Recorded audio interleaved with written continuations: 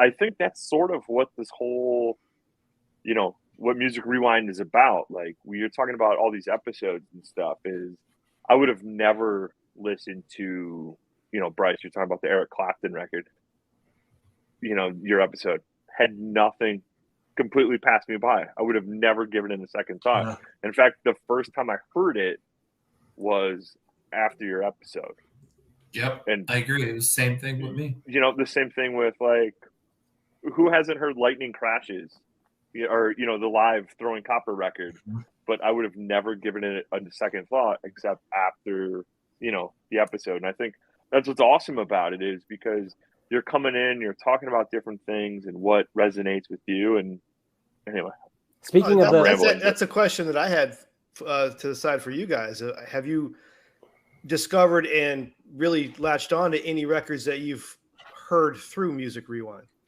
I'm not going to say that I stuck to it because of Music Rewind, but my favorite episode of Music Rewind was the Throwing Copper episode that you just mentioned. So, she was. I mean, Meryl Meryl loves live.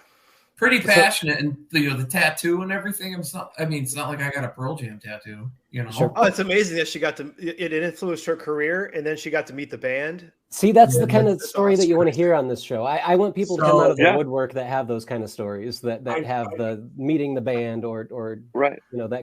And not only that, she she goes and buys the record, or not the record, but the CD or I forget, and then she sits down, she's reading the the liner notes and all that kind of stuff, and instantly I remember listening to it when it came out on the train, and I'm like, I'm right there thinking about how many CDs or records or cassettes where I was like devouring everything, and like I said,